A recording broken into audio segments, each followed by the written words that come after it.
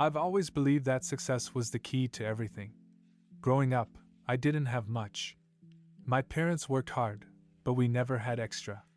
So I convinced myself that if I could just make enough money, if I could just get to the top, then everything would fall into place. I'd have the life I wanted. Respect. Security. The love I was always told I deserved. I met Sarah when I was in my 20s. She was different, smart, confident, everything I wasn't back then. I thought she was out of my league, but somehow we clicked. At first, it felt easy. We'd go to the movies, laugh about stupid stuff, talk about our dreams. She was the kind of person who made you feel like everything was possible. I think I thought that if I could just make her happy, then I'd be happy too.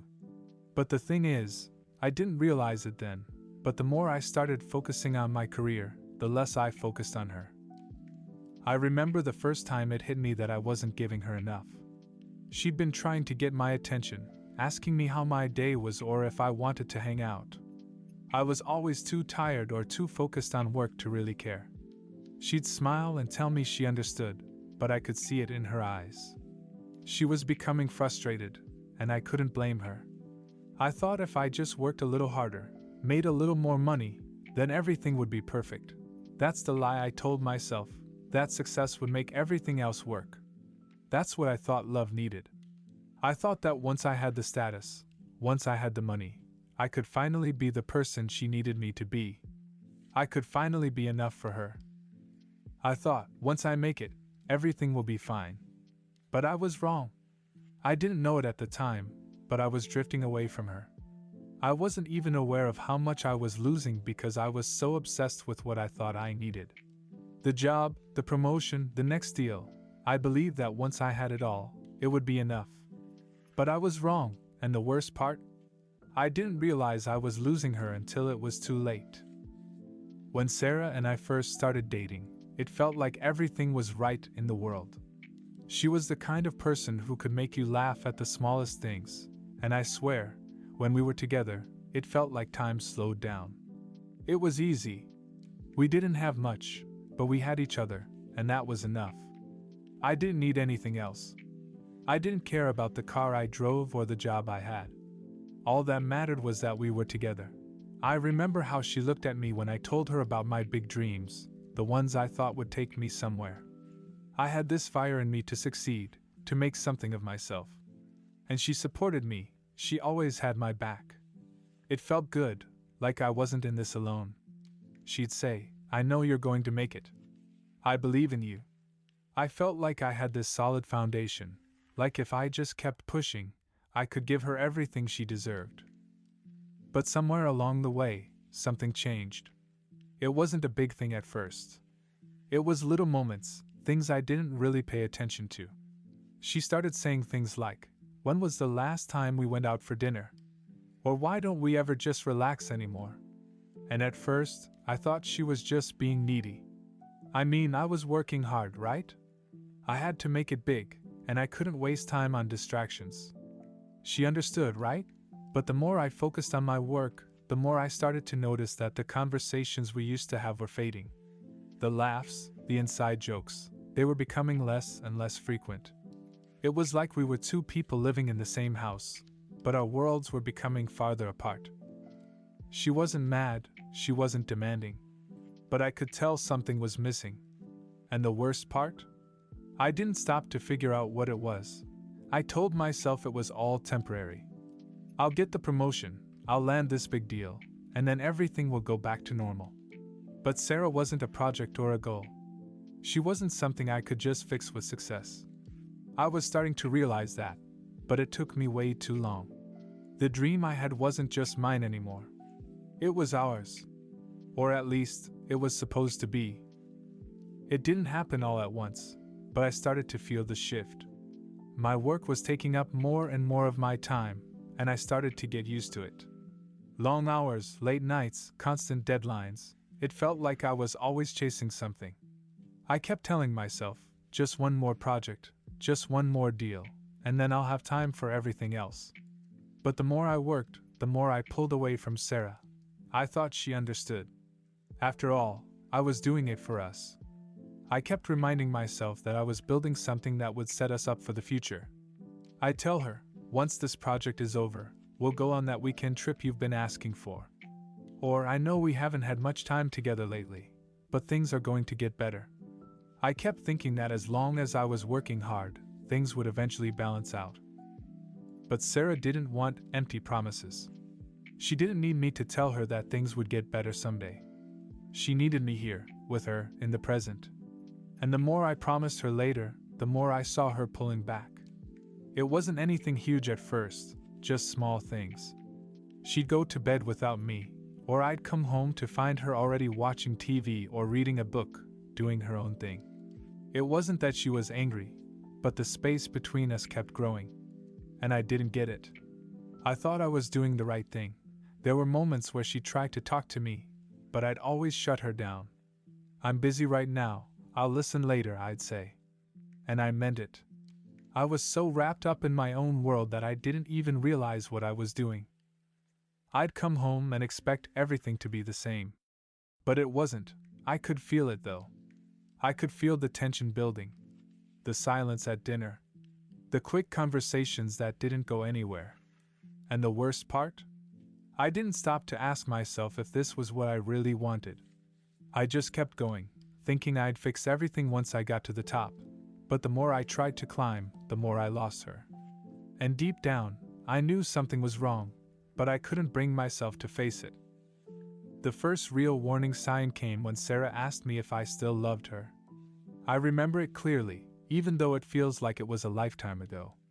We were sitting on the couch after dinner. Well, I was sitting on the couch.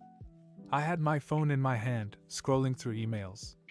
She was next to me, her eyes on me, waiting. I could feel her looking at me, but I didn't look up. I just kept scrolling. Finally, she said it. "Do you still love me, Jack?" It wasn't an accusation. It wasn't angry. It was just a simple, almost sad question. And I froze. I didn't know how to answer. Of course, I loved her, right? But I hadn't really thought about it in a while. I'd been so focused on everything else, the work, the career, the hustle, that I didn't stop to think about what was really happening between us. I shrugged and said, "Of course I do, Sarah. You know that. I'm just busy right now. You know how things are." But she wasn't convinced. I could see it in her face. She wasn't angry, but she was hurt. The kind of hurt that's quiet, that you can't take back. And that was the first crack I ignored. There were other moments too. Small things I didn't want to admit. She tried to talk about her day, and I'd just nod along, barely listening. Or we'd make plans for the weekend, and I'd cancel because something came up with work, again. And she never complained. Not once. She just took it in stride, always understanding. At least, that's what I told myself, but I wasn't blind. I could see it in her eyes. The disappointment. The way her smile faded a little more every time I made an excuse. I could feel her pulling away, but I was so caught up in my own world that I couldn't stop to really see it. The worst part? I didn't even realize I was losing her. Not until it was too late. And looking back, I can't believe I let it go on for so long. The day Sarah broke up with me was one of the hardest days of my life, and I don't think I'll ever forget the way it felt. It wasn't dramatic or fiery. There were no shouting matches or slammed doors. It was quiet, almost too quiet. It started with her sitting across from me at the kitchen table, her hands folded neatly in front of her. I could tell something was coming. Her face was calm, but there was this look in her eyes, a mix of exhaustion and finality. "Jack," she said, her voice steady but soft, "I can't keep doing this." I didn't understand at first. "What do you mean?" "We're fine, Sarah. We'll be fine. I just need a little more time. I'm close to finishing this deal, and then we'll..." She cut me off. "No. You keep saying that, but you never stop. It's always just one more thing, just one more project. I can't wait for you anymore, Jack. I've been waiting for you for months, and I can't do it anymore." I remember sitting there, feeling like the air had been knocked out of me. I had no idea what to say. In my head, I kept telling myself it was just a phase. She was upset because I was busy. She didn't understand how important this was for both of us. But as the words kept coming from her, I realized I was too late. She was done. "I love you, Jack. But I can't love you this way," she said, her voice breaking. "You've been gone for so long, even when you're here.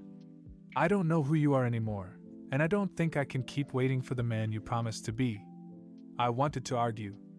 I wanted to tell her everything would be different, that I would change, that I just needed a little more time.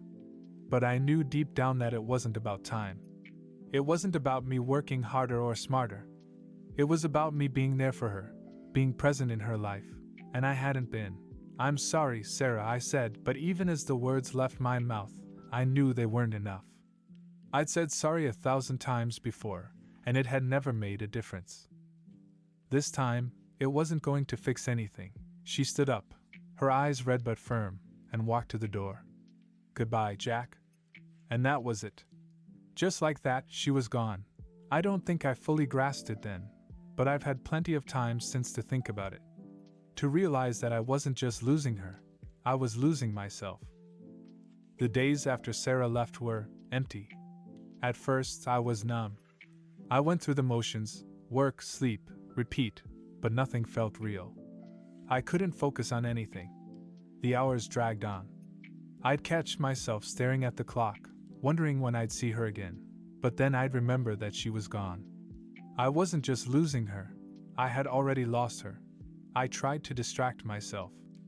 I threw myself into work, thinking that if I just pushed through, I could forget. But every success, every project I finished, felt hollow. There was no one to celebrate with. No one to share the little victories with. And even when I did get a good deal or a promotion, it didn't matter. It wasn't enough. It took a few weeks before I really started to think about everything. I was sitting alone one evening, looking at my phone, no messages from Sarah, nothing. And I thought back to the last conversation we had. The one where she told me she couldn't keep waiting for me. I had been so caught up in defending myself, in thinking she was just overreacting, that I hadn't heard the pain in her voice. It hit me then. I hadn't just ignored her, I'd ignored us. I'd been so obsessed with chasing success that I hadn't realized I was already losing the most important thing I had. The relationship, the love we shared, it wasn't something I could just fix with a promotion or a paycheck. It was something I had to nurture every single day. And I hadn't done that. I thought about the little things I had taken for granted, her laugh, her smile, the way she'd always bring me coffee in the morning. Those were the things I missed. Those were the things I had lost. And it was my fault. I couldn't blame her for walking away. I finally understood that all the success in the world meant nothing without the people who matter. And I realized that I had been so focused on building a life for us that I forgot to build a life with her. I had sacrificed the present for the future, and now the future felt so uncertain. The truth was, I wasn't just sorry. I was ashamed. It's strange how quickly things can go from feeling normal to completely off track. One day, you're walking side by side with someone, thinking everything's fine. The next, you're alone, trying to figure out where you went wrong. And it was in that silence, after Sarah left, that I realized something. I had to change. If I didn't, I'd just keep repeating the same mistakes over and over. But where do you even start when everything you've built feels like it's crumbling? It wasn't just about winning her back, though that was a huge part of it. It was about fixing what I had broken inside myself. I had to figure out why I was always chasing something that wasn't going to make me happy. I started with small things. For the first time in a long while, I stopped obsessing over work. I took a step back. I started leaving my phone in the other room at night, just to give myself space. I wasn't good at it at first. I'd get anxious, like I was missing out on something, but I stuck with it. I made time for the things I used to love, reading, cooking, going for walks. And slowly, I realized I wasn't just filling the void Sarah had left. I was rediscovering who I was before everything got so tangled in work and success. But there was a bigger realization I had to face. It wasn't enough to just change my habits. I had to take responsibility for my actions. I had been blaming everything around me, my job, the economy, even Sarah for not understanding how hard I was working. But the truth was, I had failed to prioritize the one thing that mattered most. I had failed to show her that she was my priority. One day, I picked up the phone to call her. I didn't know what I was going to say, but I had to say something. I wasn't expecting her to come back to me, but I needed to apologize. Not just for the breakup, but for everything I had missed, everything I had taken for granted. I was ready to own up to my mistakes. And that was the hardest part, admitting that I had been wrong. "I've been thinking a lot about everything," I said when she answered. "I know I messed up. I wasn't there when you needed me, and I'm sorry. I wasn't the man I promised to be. It wasn't a perfect conversation. It wasn't a magic fix, and I didn't expect it to be." But hearing her voice again, hearing her acknowledge that she appreciated my apology, it was a start. A few weeks after our phone call, I ran into Sarah by chance. I was walking home from work, lost in my thoughts, when I spotted her across the street. My heart stopped for a second. Do I go over? Should I just keep walking?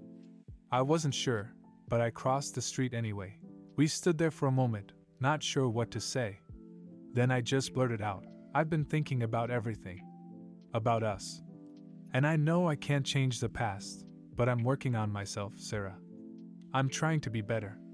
She looked at me quietly, her eyes softening just a little. "I can see that," she said.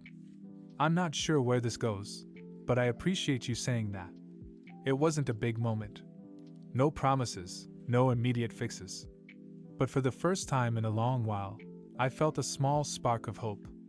Maybe we could start over, slowly. One step at a time. Months went by, and things didn't magically fix themselves. But they did get better. Slowly. Sarah and I started talking more. Not about us right away, but about life. About what we wanted, about what had gone wrong. I kept working on myself, on being present, being real. And she started to see it. One evening, after dinner, Sarah looked at me with that same calm, steady look she used to give me, and she said, "I'm not saying we have it all figured out, Jack. But I can see you're trying. And that means something." It wasn't a grand declaration or a dramatic moment, but it felt like a new beginning. Not a perfect one, but a real one. I'd learned the hardest lesson. Love isn't something you can just put on hold while you chase other things. It's something you nurture, every day. We still had a long way to go, but for the first time, I felt like we were on the right path. Together.